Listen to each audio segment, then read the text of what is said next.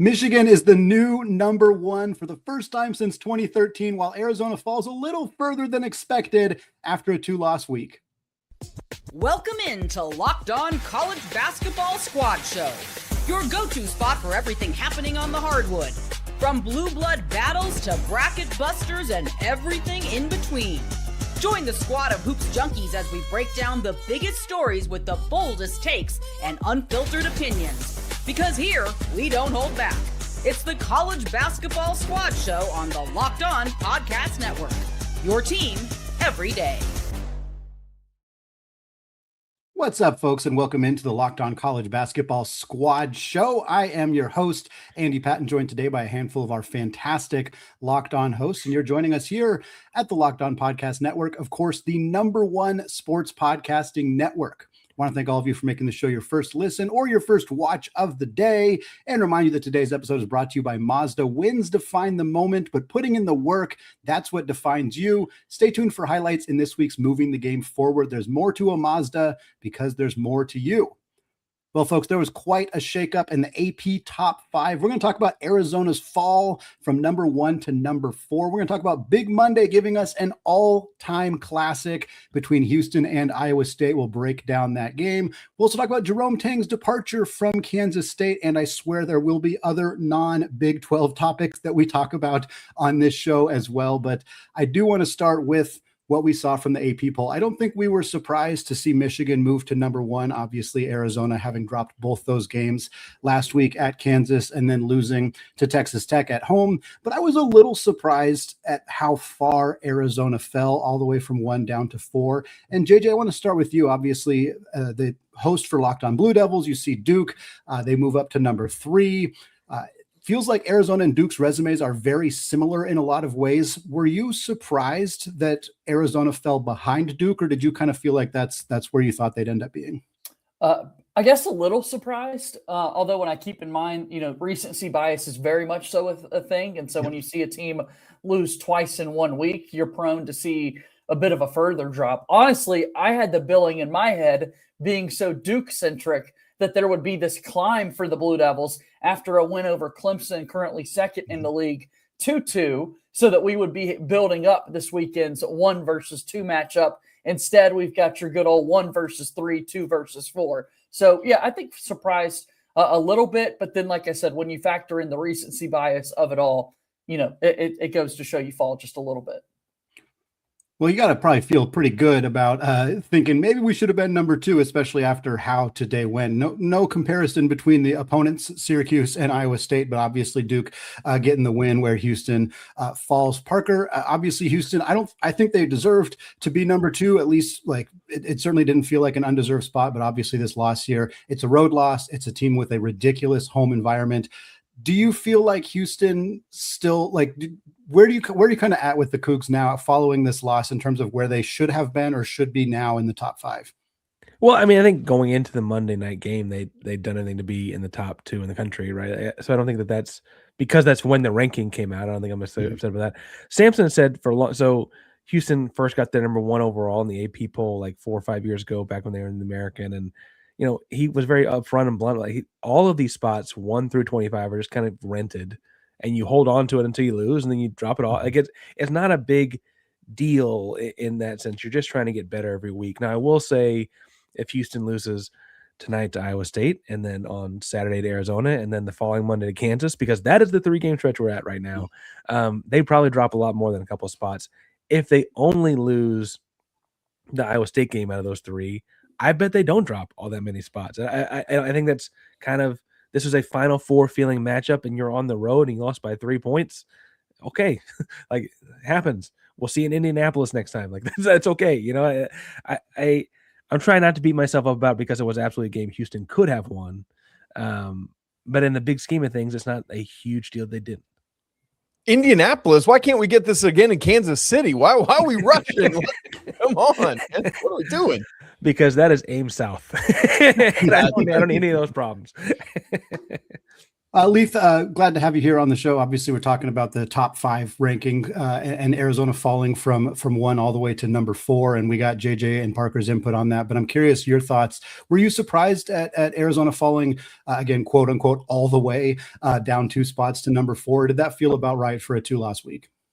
I was kind of expecting them to fall to 4 because, Duke won, Houston won at that point. So I do think in terms of form, Houston impressed me enough to jump over Arizona, and their resumes are similar. I think if you were to look at like the quad 1 wins and some of the best wins, Arizona probably holds the torch, and only Michigan really has a better resume in that regard. But I had no problem with it. I think it had UConn jumped over Arizona. That's where I would have had an enormous gripe, considering Arizona had beaten UConn and they play in a far better conference. But I had no gripe about Houston jumping over. And honestly, in watching that game, I came away very impressed with Houston. Iowa State did a great job closing, but I came away impressed with Houston. Arizona, I think part of the thing that's hard for my fans to kind of cogitate and think about is Koa Pete's been ailing for a couple of weeks. I think I said it last show. I thought he was going to miss some time because he looked hurt. Mm-hmm. And the full Arizona team hasn't lost, and the team that's got it hindered, Koa Pete, has. And so if you're to look on form, which is the way I think it should be voted on, as well as overall resume, Houston's looked better. Duke's looked better. When Arizona's right, I'd probably still take Arizona over Duke. Houston scares me a little bit, but I got no problem with number 1. Number 1. I think someone would say cogitate on the show today. So. I would say the Duke guys over there. You said cogitate up there. That's a big word. Stanford fan, and so it checks out. Hey, for what it's worth, I was just checking because Ken Pom and Torvik have both already updated following the game in Ames. Houston stays is number 2 at Torvik, while Duke is number 2 at Ken Pom, for what it's worth. So it's split there, even on the computer side of things. Well, that's kind of what I wanted to ask next is who do we trust the most? Exclude Michigan because they're number 1 for a reason. We feel like they, deserve that spot. But out of that next kind of group, you have Houston. Obviously, they had that loss tonight, but I don't think any of us feel too bad about Houston following that. And then you have Duke, you have UConn, you have Arizona. And I think now we kind of toss Iowa State into that mix. We'll talk a little bit more about the ins and outs of that game specifically, but kind of out of that group, it feels like a lot of 1 seeds, some 2 seeds in there. Who feels like the team that we're most confident about, whether you're biased or not, about making a Final Four run this year? Can I ask a question? Please. Are we assuming health across the board? I mean, I think factor in health. If you think that that's going to be a problem for a team, then take that into account. But if they're healthy now, sure. And I assume we're not picking our own teams. Well, pick your own team if you want. I guess I could. If you think that's unbiasedly the answer, then do it.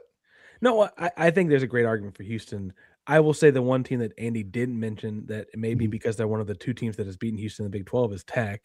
Tech is sorry, I'm a Big 12 guy, Isaac. I saw what you're about to go with there, but Tech has beaten all of these top tier teams. Every team you've mentioned, right? It feels like the Dukes, the Houstons.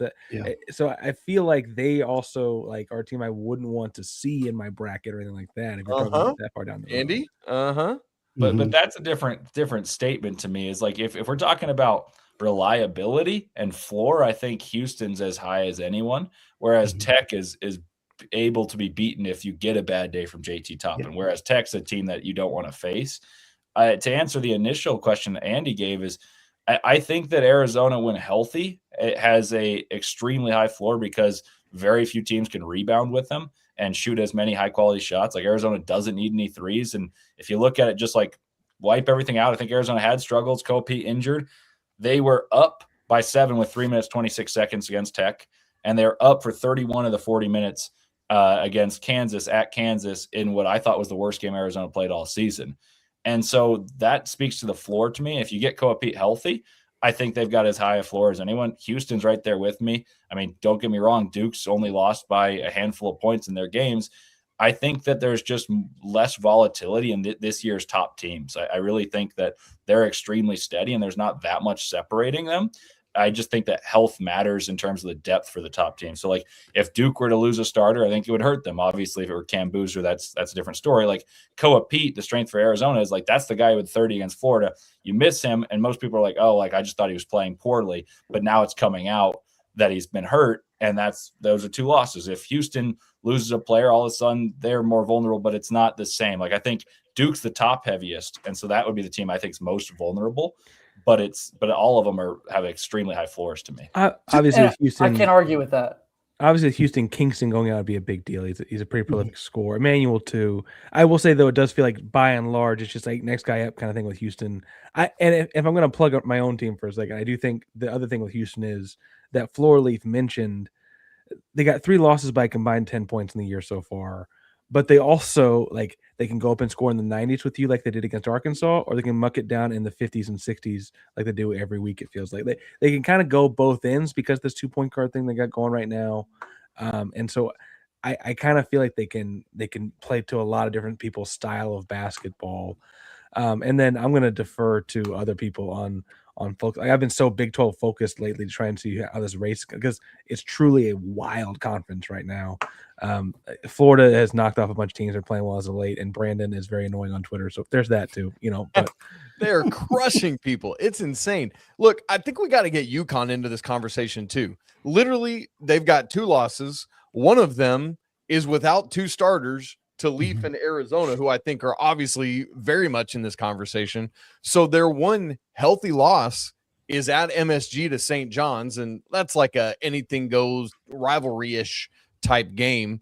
All they've got left is Creighton at Villanova, St. John's at home, Seton Hall. Like, UConn's finishing the regular season with 2 losses. Like, I feel like the floor is very high. However, I feel like margins of victory have not been as robust as I would maybe hope they would be. So that gives me a little bit of cause of pause in terms of the answer to Andy's specific question. But man, UConn's got to be in this conversation. Well, historically, does it feel like it's a soft Big East this year? Absolutely. Okay. All right. It is. And I think as the Gonzaga person, I don't think I can make this argument in good faith, but when you play in a conference with heated rivalries the way that the Big East has, and the Big East is down, it's going to make your margins tough because Georgetown's going to bring everything that they got. Seton Hall is going to bring everything that they got. And so, and I don't think UConn's even really playing down. They're having some moments. They've had some injuries as well, which I know has been a part of this conversation. But again, I think the argument that, their conference schedule is not preparing them as well, it just hasn't really been proven true. I mean, they won back-to-back national championships. Gonzaga's gone to national championships. San Diego State went to a national championship. You can absolutely do it. And I think the Big East in particular, there's so much history and so much pride in that conference that I think you're seeing teams, step up and play well against UConn. And I think there's, even the counter argument to that being that this makes them more battle tested in some ways and makes them more prepared. Obviously, they are going to see a level up in competition once they get to the Sweet 16, but I don't think that that's something that Danny Hurley in particular and that UConn team won't be prepared for. Do you think that the Gonzaga teams that did make the title game really had any close calls, though? Because if you look at UConn in a far better Big East, the 2 years they won it, they beat those teams badly, except for Creighton at Creighton. But those Creighton teams, one made an Elite 8 and the other team was a 3 seed. And they had Kalkbrenner, Shireman, Alexander, all those guys. This year's Big East is terrible other than St. John's. And they beat Villanova in overtime at UConn. That UConn, they barely beat Georgetown recently. I feel like those Gonzaga teams, with the exception of a rare St. Mary's scare, were dominant in all their wins. And UConn was in their other championship run. So I do think there's something to Isaac's point of their margin of victory is not great. If you look at the net, which I'm not even a big believer in the net, but they're a 3 seed per the net, not a close to a 1, even though they're 24-2. I'll say, those Gonzaga, to answer the question on the Gonzaga questions, yes, they didn't have a lot of close calls. They lost to BYU in 17 when they went all the way to the national championship. And then that weird COVID 2021 season, they beat the doors off basically everybody that year, although their closest game was also to BYU. And again, BYU being now a Big 12 program kind of lends some credence to that argument. But I do think it matters that UConn has played some close games. I just don't think it matters that much necessarily in the grand scheme of things. And I think that coaching matters here too. And I think that Danny Hurley's a coach who has found a way to get them wins in close games. And I think that will help them. But yeah, it's not exactly a good thing. You'd feel better about them if they're beating the doors off of the teams that aren't very good in this conference, but I don't think it's going to hurt them all that much when you get into March. Let's talk.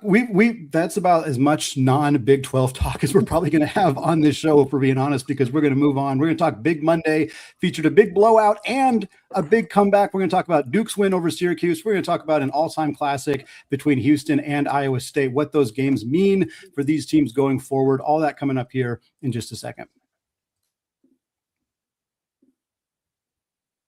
But first, folks, this is Mazda's moving the game forward. For those who show there's more to the score than what's on the screen, and we'll talk about this game more in a second, but Iowa State down 10 with under 8 minutes to go at home against number 2 Houston. They went on a 17-4 run, secured the win. Tamin Lipsey got a clutch rebound in the final seconds to ice this game, proving that height doesn't measure heart. And that's what reminds us what it really takes to raise the bar. It's that extra work on the court. It's dialing in every detail. It's giving it that extra fire, that grit, and that never quit attitude. Mazda puts that same passion into every model. Highlights make the reel, but what it took to get there, that's what makes it count. And there's more to a Mazda because there's more to you.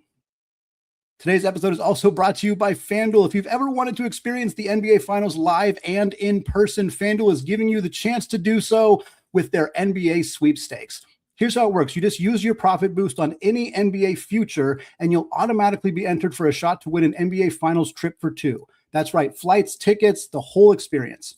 And if you're already looking at the board and thinking about which team can make a deep run, this is the perfect time to lock it in. I love futures at this time of the year. Whether it's picking a team to win a championship or grab a conference title, it adds that extra layer of excitement to every game down the stretch. And now not only can your pick get you some cash, it could also send you to the finals. And looking ahead, number 1 Michigan, we talked about them. They are 1.5-point favorites on the road at Purdue. Boy, that is going to be an incredible game on Tuesday night. Folks, visit FanDuel.com to get started. Use your profit boost on an NBA future and get entered for your chance to win a trip to the NBA Finals. Play your game with FanDuel, the official sports betting partner of the NBA. All right, folks, I want to thank all of you for making the Locked On College Basketball Squad Show your first listen or first watch of the day. And of course, thank you to all of you for helping to make Locked On the #1 sports podcasting network. All right, with respect, JJ, we're going to start with the game. There was a little bit more. You don't want to start with the blowout in Cameron? Understood. Electric. You know what? I'm Duke got to 100. That was incredible. Great stuff. We will get more into it, but I want to talk about, we've kind of touched on this game, but we haven't really gotten into the specifics of what happened in Ames on Monday night between Houston and Iowa State. Just an incredible game of basketball. The shot making, I mean, we're talking about 2 of the best defenses in the country, and we had 4 turnovers in the first half, something like that. Just huge shot after huge shot. Iowa State went cold in the second half, found their groove.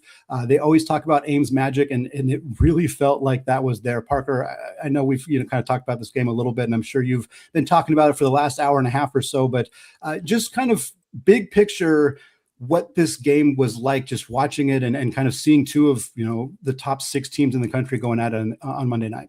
First, Andy, we got to fix your verbiage here because Cyclones fans are going to vilify you for saying Ames magic instead of Hilton magic. Apologies. we got to get that right. I will not have us being slandered for our incorrect verbiage. Okay, Parker, go ahead. There's another apology to add at the end of the show. No, so I look, I walk away from this game and trying to be level-headed, okay, Houston absolutely could have walked out of Ames with a victory. They were up 10 points with about 7 minutes left, and then things went dry. Things went dry with Emmanuel Sharp on the bench with foul trouble. Things went dry for just their own shot making. They just couldn't make shots.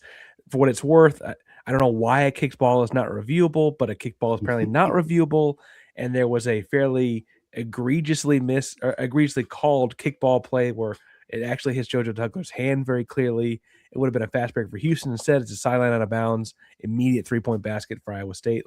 Those little things in a razor-thin margin don't feel so great.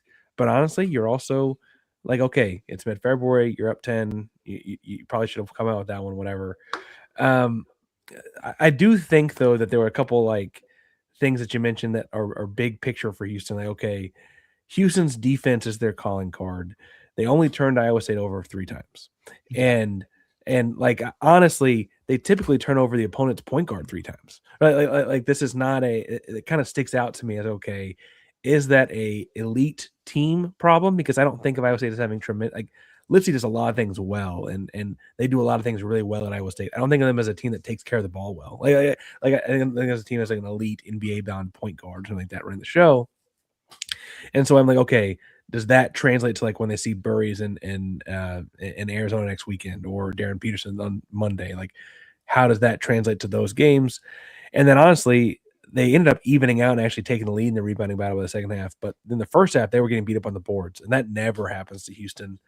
You kind of tell they must have chewed Chris Nack out with some very choice words at halftime because he had pretty good opening the second half. Kings Fleming is that guy though, and I feel like when we got 4 on our team, we got a chance, and I'll take that. Can we Winning in Ames is just not for everybody, though. Sorry, that was my Super Bowl last year. I get one. Let me get one. That was my Super Bowl. Kansas State won in Ames last year. Let me get that one. Hey, Kingston Fleming looked good. You're right, but you not only had to worry about Hilton magic, you also had to worry about playing Jefferson on President's Day. That felt like a cheat code. Jefferson. Well said. But can we talk about that assist he had to Nate Heisey for the go-ahead 3 and the fact that Nate Heisey was so shot ready? Parker, I know you hated it, but as a coach, I know you loved that. How like it was a volleyball set. It was split second. It was crazy how quick he got that thing off. No dip. Like he was with ready. like Kingston Fleming is not JoJo Tugler. He is 6'4". Right. He is running out there to contest that Let me shot. see. I've got to pull. Let me watch him play. No, Oh, don't gosh, pull it. that's I don't want to watch it. No, man. Oh yeah, I mean he's right there. Even that kind of sidestep, hand in his face. Well, and it almost feels like Fleming's is like avoiding. You don't want to foul him. You don't want to run through him. It's a smart defensive play. Which, by the way, can we talk about that pom that was in our view on the other side of the floor? Like what is going on? I can't Hilton magic. What is that? Okay, but for Nate Heisey, someone's hat as well. Nate Heisey hits this go-ahead shot, but poor guy is not the most notable Heisey in the athletic sphere. Yeah, they see that a few times on this Monday because his sister's out here like beating up on the Swedes in the Olympics, and it's great. That's taken over to be the new like, hey, do you know Jalen Suggs played quarterback? Yeah. or that RJ Barrett was related to Steve Nash. Yep. Wait, I never heard that till right now. It was said a lot. These are the classics of college basketball. The classics. I wanted to give some love to Mercy Miller for the dunk that he had. One for the name that he has, and then Parker, I know it didn't end up winning the game or anything like that, but goodness gracious, on the road and to throw it down like that was beautiful. Well, but to JJ's point, that was one of several moments where it's like, okay, Houston's actually kind of taken the crowd out of it. That was like the whole, everyone goes, whoa, like everything got quiet. Kingston's 3 to put Houston up 10 kind of felt like one of those moments too. There were these Mercy's dunk obviously looked like everyone on Twitter went crazy, but there in Hilton, they're like, oh God, like what just happened? Mm-hmm. It felt like, okay, Houston can take the crowd out of it and win this game. And then when you don't score, it adds up pretty quickly. Well, and part of it, Parker, is the fact that dunk by Mercy Miller was 2 of just 7 points that the bench scored for Houston. And, we were talking a little bit about the depth earlier, and that feels like something that, I've paid a lot of attention to Isaiah Hartwell this year as somebody who chose not to go to Gonzaga. And by the way, these 2 games were a little aggravating for a Gonzaga fan to watch Kingston Flemings go off, to watch Nick Hamenia have an incredible game for Duke, which we'll talk about in a second. Blake Buchanan at Iowa State was also a Zag target. So a lot of guys that I was like, oh, they'd be looking really good in the Gonzaga uniform right now. But, Hartwell's a guy who's been inconsistent. I know he's a freshman. I know that Sampson, if he had his way, he would not be playing freshman except Fleming at this point, but not specifically on Hartwell, but just the bench in general. Is there some concern about like the depth overall, or is it more of a like, hey, these guys have specific roles and it's not to score the basketball? Well, I do think that when like against BYU, I thought Chase McCarr, I thought Khalif Sacco played really well. I thought Khalif Sacco played really well against Kansas State the other day too. And like I said, Hartwell played well against Baylor. They each kind of had their game. There just was none of them tonight necessarily. Now, I think Hartwell's a lot of things. So Hartwell's reputation going into high school was like Devin Booker and he has a lot of things that are frankly feel more like Dennis Rodman. Like he's much more throwing his body around and that kind of stuff now in a way that I think matched up with what his high school highlight tape would have been like. But he certainly is not the scorer that we thought he was going to be. He has not been the scorer he thought he was going to be coming out of school. McCarty usually makes 1 out of 3 threes. He only shot 1 and he missed it in this game. Sacco usually has a couple dunks. He got called for travel on 1 and only had 1 other one, right? So like that just hurts. And in a 3-point game, like each one of those hurts you a little bit. How tall is Taman Lipsey? Not 6'1". That offensive rebound just coming across the lane on that free throw. It's like, how do you let little tiny Taman Lipsey, who is all of however tall he is, come across and get that rebound? I mean, I get the ball. And that was on Cenac. Cenac, I think, Cenac went for the ball instead of boxing out. That's a brutal mistake to make at that point in the game. Oh, so we don't play freshmen. Got it. Understood. Yeah, exactly. And Cenac had 12 rebounds that game. He zoned out for a play. And I will say, like, he gets criticized a lot for being a freshman in a physical sense, a physicality sense, I should say. He's 6'11", 240. He has all the tools, but like he does get called out for that a lot from Sampson and the crew, and then gets praised when he does it right. That's a moment I'm sure he's going to dread for the next 48 hours. Like that will be rough for the next 48 hours. But that possession where he had like 47 offensive rebounds in a row was crazy. Do we know anything about Isaiah Harwell's ankle yet? Speaking of him, he came back in the game. I just couldn't tell how he looked once he was back. That's fine. Yeah, he played on it. I can't. I don't like to gradiate that. If you played, you played. If you didn't, you didn't. I can't. In between there, it's like you're somewhere in the middle. Well, then I'm just gonna sit out anytime I heard anything ever. Okay, how welcome about to the NBA? Yes, Duke just obliterated Syracuse. They should. That was fun. And wow. JJ, I love the fact that your team shot nearly as well from 3 as they did from the free throw line in this game. That's probably not usually a good sign for the opponent that Duke shot 60% from 3, 65% from the line. I suppose you'd like a little bit better than there, but I can't imagine you're going to find too many things to nitpick in a game where your team scored 101 points, 61 of them in the second half here. And I think the amount of shots missed by Duke in the second half, you can pretty much count them on one hand. A truly dominant performance. Yes, it's Syracuse. Yes, they've been struggling this year, but you got to feel even better about this team coming off of a couple of really dominant wins for Duke in the last week or so. Yeah, Andy, I overlook free throws at Duke. It's just 3-pointers and dunks, what we like to celebrate there in Cameron Indoor. 30 straight wins inside Cameron Indoor Stadium. John Shire now 61-3 as the Duke coach inside Cameron, which is just silly to say out loud. Awesome to see, Cooper Flagg and Con Knippel sitting there baseline celebrating this game, and Coach K's hanging out with Steve Wojah. I mean, it was just an all-around Duke game. Carmelo's in the building, reminiscing on gold medal games with Coach K and not watching his son. I mean, it was epic. It was awesome all around. 72% shooting in the second half. As you said, 61 points scored, 5 guys in double figures. And I think for Duke, Jimenez turned a corner the last few games. Caden Boozer, back-to-back 12-point games. And then, you have Cam Boozer and Isaiah Evans doing it all. So I loved every second of tonight's game. Big win for Duke. Well, that's enough. Yeah, that's enough. It's a 37-point win. All right. Fun game. What, besides the gold medal's the wrong answer.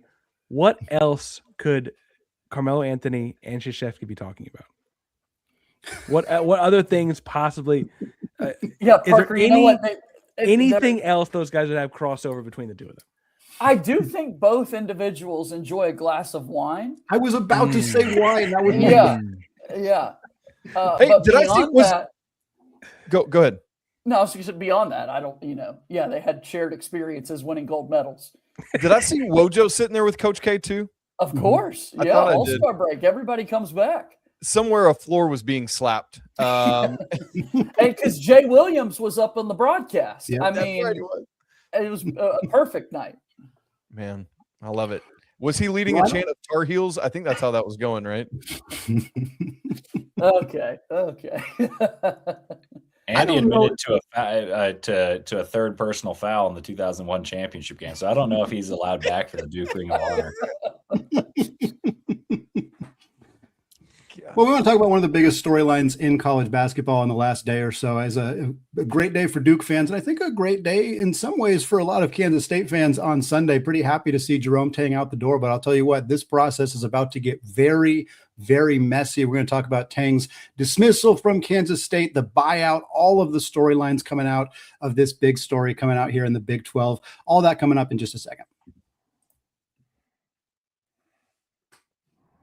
But first, folks, workplace chaos, deadlines stacking up, inboxes overflowing, and the one position that you need to fill is still open. And when the pressure's on and you need the right hire, that's a job for Sponsored Jobs. Indeed Sponsored Jobs helps you reach the people who actually fit what you're looking for with skills, experience, and location, so you're not just hoping the right candidate stumbles across your post. And here's a stat that says it all. In the minute that I've been talking to you, companies like yours made 27 hires on Indeed, according to Indeed's data worldwide. So if you're hiring, spend less time searching and more time actually interviewing candidates who check all your boxes. Less stress, less time, and more results. When you need the right person to cut through the chaos, this is a job for Indeed Sponsored Jobs. And listeners of this show will get a $75 sponsored job credit to help get your job the premium status it deserves at Indeed.com/podcast. Just go to Indeed.com/podcast right now and support our show by saying you heard about Indeed on this podcast. Indeed.com/podcast. Terms and conditions apply. Need to hire? This is a job for Indeed Sponsored Jobs. All right, folks, closing out the show, talking about the big story. Sunday evening, we found out that Kansas State is going to dismiss head coach Jerome Tang, which, Isaac, you and I started Locked On College Basketball in the 22-23 season, and it would have been unfathomable at the end of that year when the Marquise Noel and Keontae Johnson lead that team to the Elite Eight. Tang is on top of the world. Arkansas is throwing all the Tyson chicken money they possibly can to try to get him. Kansas State signs him to a massive extension, and nobody really questioned it at the time because of how phenomenal he had been in that first year. He was a longtime assistant coach at Baylor, had a strong reputation. And now here we are, and it doesn't feel like a shock. The biggest shock about the situation is that Kansas State is attempting to fire him for cause and is trying to get out of paying the $18 million buyout, which, again, they agreed to because they needed to put that in the contract to keep him in Manhattan. What a story. Christian, we'll go to you first, obviously, as our host of Locked On Kansas State. What was your initial reaction to finding out that this was actually going to happen here in the middle of this season as opposed to after the year or, down the line when that buyout shrank a little bit? Yeah, well, before that, now all I can think about is I wish one of those Arkansas Dino Nuggets hit and actually landed. And maybe we wouldn't be in this same situation right now of firing Jerome Tang on Sunday. It was wild. I thought that it was needed to happen. Poor performance the last 2 years when you're sitting at the top of the transfer portal rankings, at least in the eyes of some of the industry rankings, after Coleman Hawkins last season, after PJ Haggerty this past year. And although PJ Haggerty's having a great season, he's second in the country in scoring. It's just not enough. You're sitting at the bottom of the Big 12, 1-11 in conference play. You knew it had to happen, but $18.67 million buyout you're owed. You just don't think it's never going to happen. And then post the season, May 1st, it only goes down to $15 million. And then, you have to worry about the fact that the transfer portal is already done. So is it even worth doing it then? Then you enter the whole fact of it being for cause, and the reason for cause, I'm not going to lie to you, and I have been completely honest with my everydayers on the show. It's soft. It's completely bogus, the fact that why they're trying to go for this and saying the reason that they're going for cause is because how he talked about the players in the presser. I mean, let's just talk about it here. This is a national college basketball show. How many times we've heard UConn coach Hurley talk about his players? I mean, that's the first one that comes to my mind. I mean, Scott Barnes from Tennessee talks about players getting benched for years ago. When the new NIL happened, he benched his players and said it's the new business now. It's just the way it is. Mick Cronin's a perfect example. So it's just, to me, it's just wild. I don't know if Kansas State has a leg to stand on. He's hired some very interesting legal counsel in Tom Mars and Bennett Spire. Tom Mars was in part of the recent legal settlement when it came to Trinidad Chambliss of Ole Miss, the quarterback, to get an extra year of eligibility. So it's going to be very interesting, and I think it's going to get ugly pretty quick. Tom Mars basically already confirmed that it's going to get ugly because his statement that he made, I think he made this to Pete Thamel of ESPN. He said, quote, "If Kansas State's president and AD really think the school was embarrassed by recent events, that's nothing compared to the embarrassment that both of them are about to experience," which incredible shots fired here by Tom Mars and by this staff. And yeah, I mean, I'm with you 100%, Christian. Like, even if you look at Jerome Tang's quote, like, yes, he said these guys don't deserve to wear the uniform, and you can aggregate parts of the quote and make it look really bad, which is what aggregators do and how that kind of those quotes go spread around social media. But he also said it means something to wear a K-State uniform. It means something to put on this purple. He said everything this university is about and all that it's been about. I love this place. They don't love this place, so they don't deserve to be here. And like, that's a very different quote than what is being kind of passed around. And to me, to try to make an argument that he embarrassed the university when that's part of the quote, it's just not going to fly. I'm assuming this is with the intention of trying to get some kind of settlement out of this and just work with Tang to pay him less. But I don't think this is going to go very well for Kansas State. And it already seems like it's off to a pretty bad start. Nobody really wants to defend Jerome Tang as a coach. It hasn't been good, but a whole lot of people are defending the fact that he signed a contract and Kansas State should be honoring it. And if they didn't want to fire him because he was doing a bad job, they shouldn't have put an $18.6 million buyout on that deal. Well, Yeah, and go ahead. It sets crazy precedent for a lot of, and like part of me wants to go macro. I'm like, hey, like sometimes accountability is critical, and like we need to be open to like that being part of holding people accountable, like at a very like big like societal level, like. But even at a more micro level, it outlined a standard and a level of play that if anything, it'd be like, hey, this is actually a good thing for Kansas State's image because. Look, they had Michael Beasley once upon a time. I don't think of them as a basketball school. Like he says, like, no, this is a standard we are not playing to. It's almost a positive spin on what it should. Like, this is what people should be equating Kansas State with, this specific level of basketball, and we're not living up to it. And suddenly that's the drawback. The can of worms this would open if the NCAA – or I guess if Kansas State really, because that's the suit. I'm thinking about the other. If Kansas State were to win this suit and say, no, that is cause, there no coaching contract would ever, it'd all be jokes. There'd be no such thing as a buyout anymore. It'd all be cause. I think the biggest thing here that drives me nuts, and I think it's what is making a lot of the fans upset as well, as how fast he flipped. Because after the Iowa State loss just a few days ago, before the Cincinnati game, where he made those comments, they lost by 34 points at home. And he said he wasn't disappointed in his team. He said the fans didn't deserve a reason to have a reason to why they're struggling right now. And then the next game, when they lost by 29 to Cincinnati, obviously a worse team than Iowa State, that's when he went completely scorched earth on his players. A lot of people, I think, felt it was performative, and I think that's what caused this. A national media kind of smear campaign started as well. We saw PTI, we saw Fox Sports, everybody start doing this, and then that's when the athletic director decided that all of a sudden that he's concerned how it looks against the student athlete. So it's very suspect. Yeah, look, I know no one's firing Kelvin Sampson. He went out publicly and said we were poor. So yeah. I just, everyone's been giving him money since then, and it's a great story. Great story. And Mick Cronin gave him $1, didn't he? Yeah. And said every dollar counts. What happened when Rick Pitino called his team soft and slow laterally? It was like, oh yeah, slow laterally. That was like 3 years. Yeah, revitalization of the St. John's. And the next year they were the 2 seed. And ironically, I was actually at that game.